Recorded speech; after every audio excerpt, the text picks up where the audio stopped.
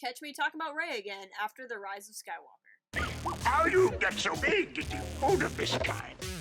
Hello and welcome in to this, my second video about Rey after Star Wars Episode 9, The Rise of Skywalker. Massive spoilers for the 9th film of the series beyond this point. Also, a few spoilers for the penultimate episode of The Mandalorian beyond this point, but nothing that's going to be super drastic, provided that you already know who the memeable sensation is for the show. See, today I want to talk to you a little bit more about Rey. Rey has this beautiful power within her. She has so much love and compassion, and she really sees value in everyone. Rey has the ability to see the good in trash. She's a scavenger. Her whole life was centered around looking at the wreckage and picking up the good, finding the value. Good guys' ships, bad guys' ships, it didn't matter. Anything could have hidden worth. The mighty walker meant for destruction became her home, after all. She scavenges people, too. The wayward Finn, the lost BB-8, the retired Han, the reclusive Luke, and the Prince of Darkness, Kylo Ren. Rey seeks to redeem and restore. She seeks hope. For her, this is tied to her own search for herself. She wants to find others, hoping to find herself along with them. And this often leaves her empty. See, we can never find ourselves by fixing someone else's problems. Yes, she's lonely, but she's still lonely even after she finds this new family. She feels this gaping weight of an unfulfilled bond by her missing dyad partner, and her family that has been gone too soon with too little knowledge about what happened to them. The Force Awakens and The Last Jedi were about her search for belonging. In The Rise of Skywalker, she's coming to terms with not needing other people for answers. We see her power for restoration grow. She can heal that snake, giving some of her power to rejuvenate it. She's no longer taking from what she scavenges or looking to gain from it, but rather able to give back. And so her talented flourishes. Not that she was ever selfish in her taking. When she had to take from wreckage, she was doing it in order to survive, and never took more than she needed. We see that when she had the opportunity to sell BB-8 for a small, short-term fortune, but doesn't do it because it's the right thing, to hang on to the droid and help him get back to where he needs to go. So we see that Rey was never selfish, even though she was in a point where she had to take in order to live, but now we see her in a very different position where she has the strength to be able to give back instead of just search. We also see Rey inspire this kindness in others. In The Rise of Skywalker, when Rey heals that snake, she tells BB-8, oh, I gave him some of my life force, and that's how this was able to work. And she, kind of looks at him and is like, you would have done the same thing, which is this really cute moment between the two of them. But then later we see BB-8 find Dio on the Jedi Hunter's ship, and BB-8 literally gives some of his energy to Dio so Dio can wake up again. And so we see BB-8 really shortly thereafter mimicking this lesson that he has already learned from Rey. So we see that Rey has already grown in her power, in her ability, and kind of gained this new power, but that this new power is already a part of herself. She was already somebody who was compassionate, and already somebody who could see good beyond the surface, whether it be something buried in the sand, or a snake that any of us would look at as scary or dangerous, but she sees as someone to help. And those actions then are seen through BB-8, who goes on to do a similar thing. So for that first chunk of The Rise of Skywalker, we see Rey in the best shape we've seen her in a while. She's has her raw talent and skill that we've seen for 2 movies, but she's had time to hone it, refine it, study it, learn, and target it into something more than just lifting rocks. Now she has these very specific abilities of healing. She seems to have some level, I'm reticent to say that it's psychometric ability, because she would be having that with literally anything she touches and not objects specifically important to her, but that she can read force memories from the dagger and whatnot makes me think that it's something like that. It's a little iffy, but anyway, the point is we're seeing her the best she's ever been. She has this found family, she has these friends, she has a teacher, she's learning, and yet she still kind of feels this gap in what she's supposed to be doing. Like there's this bigger answer out there, and that answer, of course, becomes that she learns who her grandfather is. Now, I have a lot of thoughts about Rey as a Palpatine, but I really break that down in my Who is Rey video that I have on the channel up already. I'm not really going to get into a whole lot about Rey as a Palpatine and how that story came about. I'm going to get into it a little bit because it's going to be relevant to the ultimate point I'm going to make. But if you want that broken down better, I highly recommend checking out that video because I'm not going to get into it in too much detail in this one. So Rey finally gets this answer to this thing that she's been looking for so long. This who am I answer if she wants to define herself by her family. Only instead of a happy answer like Luke Skywalker or Han Solo, it's the worst possible answer. It's she's related to the Space Devil. So what is she going to do with that? Is she going to keep it or reject it? And really, in the moment, up until the end of the film, she does neither. She takes this lineage and she sanctifies it. We see that she never takes up the name Palpatine in the film and only really declares who she is after that encounter, but I will get to that in a bit. That's kind of the end point of the video. Right now, I want to go back to talking about this snake because I think there's a lot more about the snake that we can get into. The snake first appeared on the new Jedi Order logo, and it really didn't make a lot of sense to me in marketing because snakes have never been a part of Jedi iconography at any point in current canon or legends. But now, after the movie, it makes a lot of sense because it's the same type of snake that Rey heals on Pisana. Now, maybe this is as simple as a connection to the snake symbolism on medical symbols that come out of Greek mythology, what with the healing and all, but I think it might be something else too. In the Old Testament of the Bible, there's a story where the Israelites, God's chosen people, speak out against God, and they are punished by being bitten by venomous snakes, and they're all starting to die. So Moses, whose job it is to babysit the ever-wayward Israelites, takes a bronze snake and puts it up on a stake, and everybody who looks upon the snake is healed from their snake bite. The idea being that if they look upon the snake, their sin will be taken away and they will no longer be punished. This is often seen as a precursor symbol for Christ. The idea that Christ hung on a cross as the snake was on a stake, and if you looked upon Christ, your sins would be forgiven and taken away. So, yes, there's a healing iconography to the snake, but there's also a redemptive iconography to the snake. And I think that is going to tie into Rey's power, which is more than a physical healing power, but also a spiritual healing power, such as we have not seen in very many other Force sensitives, except for maybe one. And we'll get to that here in another second. So now let's think about Ben Solo. Ben Solo is the other being in the movie that Rey uses her super healing power on, and the filmmakers gave us the snake scene to set up what was going to happen with Ben, to give us an opportunity to see Rey using the power, give Rey an opportunity to explain the power in a context that makes way more sense that she would be talking about it, other than like, hey Ben, how's it going? I'm just gonna heal you, this is how this works. You know, the exposition would make no emotional sense in that scene, but it makes for a good character moment between her and BB-8 when you put it earlier in the movie. So at some level, it's just a Chekhov's gun kind of a thing. You're seeing it early or in the film, so when it becomes relevant later in the film, you already know what's going on. But I think there's also a correlation between seeing the snake and seeing Ben, and I think it's added on.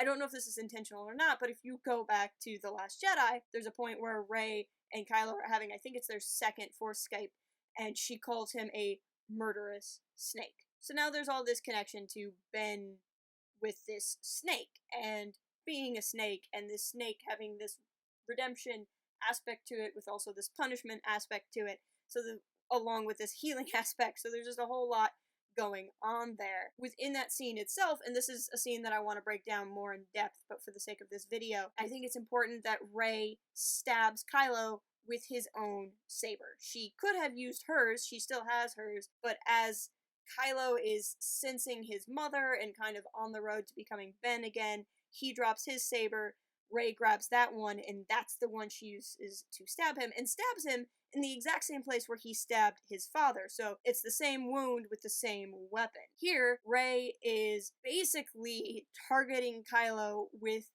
the symbol of his own sin. The most intimate sin that Kylo commits is the one in killing his father. It's not the only sin he commits, but it's the big one. It's the one that's splitting his soul. It's the one that she calls him out for, still being upset by at the beginning of this film. It's something that has stuck with him. It's what Snoke gets on his case for in The Last Jedi. And so that this is the thing that is bothering him the most, and Rey takes the symbol of everything he's done and kills him effectively, or almost kills him, in the same spot where he killed his father. All of that is important. Now, to Ben's redemption, Rey is a big part of that, but so are Leia and Han. Leia is the first step. Her actions, her sacrifice kind of crack his armor and allow him to feel accepted again. That, again, is for another video, but to just not leave Leia out, that's kind of step one. Step 3 is what he goes through with Han, but step 2 is what Rey does when she actually goes to heal him. When she heals him, not only does she heal the spot where he was stabbed, but his scar goes away. And his scar is an outward expression of sin he had committed. It's especially telling that it's a scar that Rey gave him. So Rey removing that scar as well is a sign of her forgiveness of him, as well as a greater ideal of forgiveness. But it's showing that he is being physically healed, but the things she is healing, the wounds he has, are also metaphors for the dark deeds he's done. And in my opinion, he is getting a spiritual transformation here too. I think Rey healing him also helps to heal his soul. Leia puts a crack in the armor so that he's open to this healing. Rey heals him, and then what he goes through with Han is like the acceptance of that redemption, which is what causes him to be a different person. So I don't know that Rey is actually doing all of it. Like, there's still a point on him where he has to accept this or not, but I do think that Rey is healing him spiritually as well as physically in that moment, and that becomes relevant to my final point in the video. I will say my other kind of side bit of evidence for this is the only other person in the Star Wars universe we have seen so far, and this is where the spoilers for The Mandalorian come in, who has this power is Baby Yoda, for lack of a better word. If you've been watching my reviews on him, or on the show, I call him Yodel. But Yodel uses the powers to heal Greef Karga, and then Greef Karga is no longer acting against the Mandalorian and Baby Yoda, and now he's trying to help them. Whether that's because Baby Yoda also has this redemptive spiritual healing power, or just because he feels bad because the kid saved him, it's hard to say, but I also think it's suspect that both instances of this being used on a person have changed the person that they were used on. With that section done, I want to talk about the end of the movie and the ultimate point of this video. So then Rey goes to face her grandfather, her lineage. She is his legacy. He is the answer to everything she's been searching for. He is the worst possible answer to everything she's been searching for. And now she has to decide how much weight she wants to put on this thing that she's always wanted for her whole life, or is she going to reject it now, and what she needs to do with that. And what is she going to do? And in my opinion, Rey takes the steps of a true Jedi. One that isn't aggression, and one that isn't defense. See, it had been a long debate. We have a whole streamcast on it here on our channel, where we talk about it. It's just, should the Jedi have gone to war in the Clone Wars? And should Jedi engage in any kind of action or violence in any way? At what point do the Jedi lose themselves when defending the peace is really acting in a point of violence? And how can Jedi keep the peace while also being pacifists? And this is something that's a huge theme throughout the Clone Wars. Less so in the original trilogy, just because there isn't a Jedi Order to deal with. But I feel like this movie kind of finally gives us that answer. And that answer is that a Jedi isn't aggressive or defensive, but rather a Jedi is restorative. A Jedi doesn't attack. A Jedi doesn't even necessarily defend in a way that's violent. Like, a Jedi absolutely does defend people. Rey defends people at the end of this movie. She's not defending with her own power. She's defending with the power of the Force.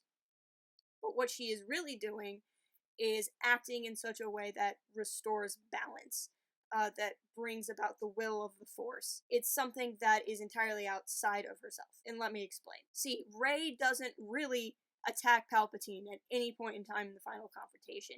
What she does do is reflect his own evil back upon him. We see Mace Windu try to do this in Revenge of the Sith, but it only made Palpatine stronger. Yoda tries this in Revenge of the Sith, and he fails. But with Rey, she stands before Palpatine with all of the power of all of the Force, with all of the Jedi. Rey had, prior to this point, been completely drained of her own energy. She was about to die.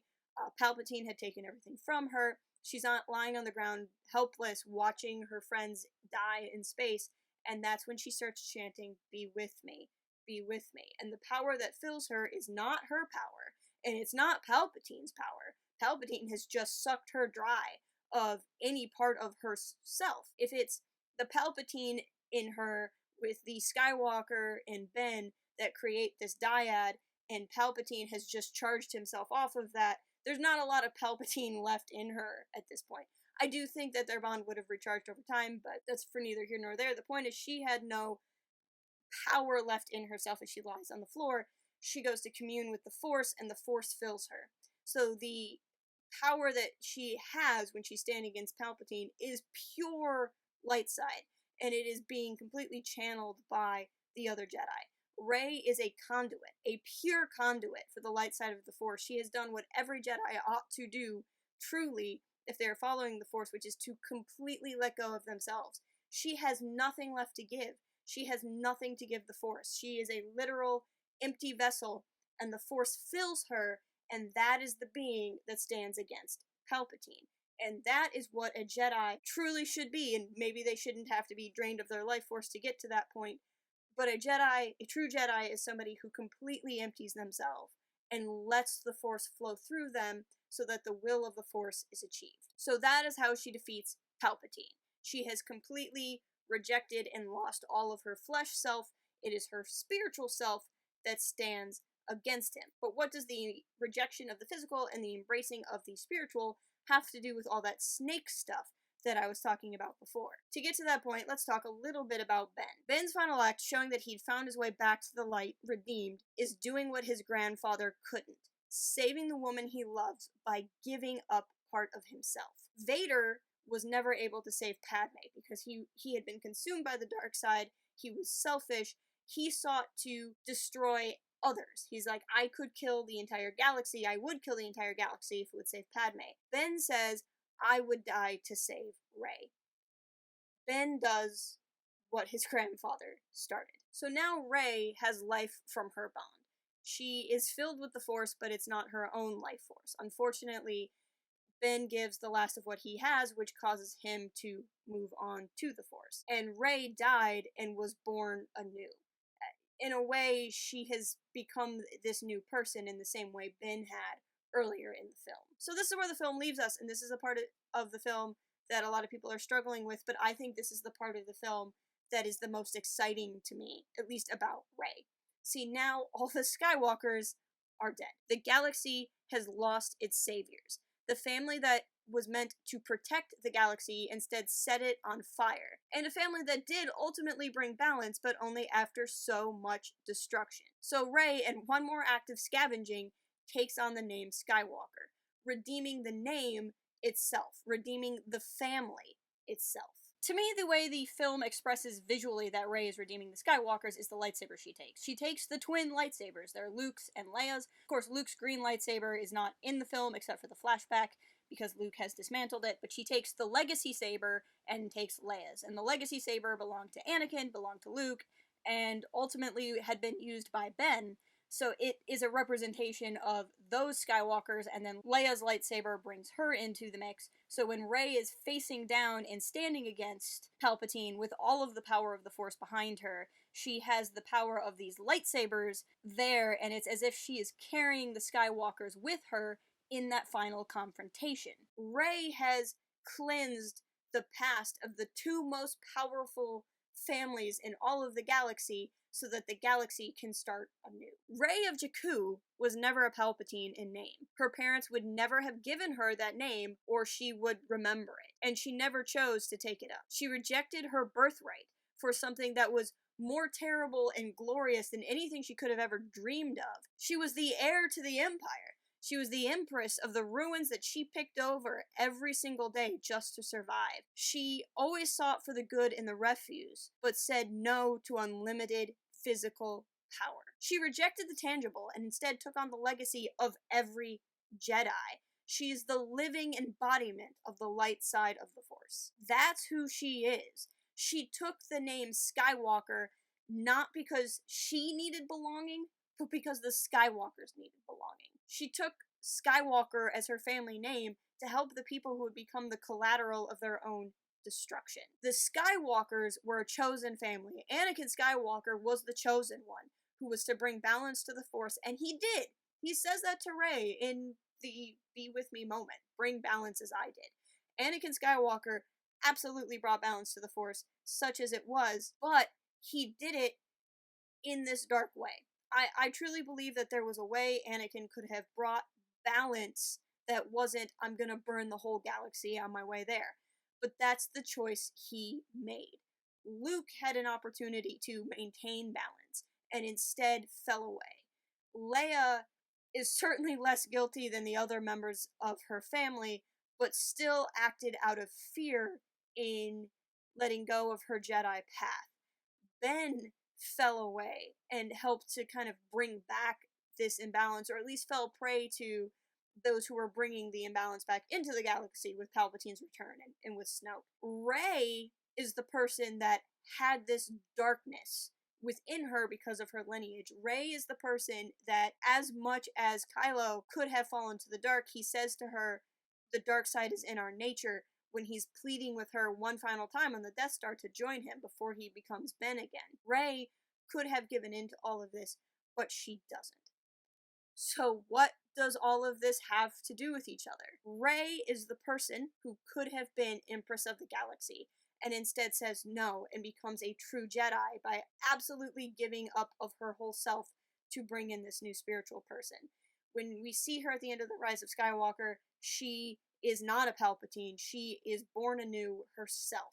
But her power has always been to look in the waste and find something good and find value in it and bring that value out of itself. We see it in what she does with parts, and we see it with what she does with people. And both of those things are powerful enough as it is, but Rey becomes the person that looks at the galaxy and takes the tectonic plates that have shaped its fate and says, I will redeem those two. I will sanctify those two. I will stop the Palpatine legacy by ending it within myself, because I'm not even a Palpatine anymore by the way I have given myself to the Force. And she says, this family, the Skywalker family, that did save the galaxy while also kind of wrecking the galaxy, this hot mess soap opera of a family that was supposed to have their name live on and be this grand tradition, they're dead now because of the choices they've made collectively as a family. I will take on that name so that the Skywalker name can live on and be what the Force always intended it to be. Rey finalizes this story arc for the Skywalkers, and she redeems them all. Rey Skywalker has redeemed the galaxy. So those are my even more thoughts on Rey. Please let me know what you thought about it. Leave me a comment below. If you're not already, follow us on the socials. We'll have more Rise of Skywalker content coming out very soon. Until next time, keep it real and fly casual. Cooking candies on!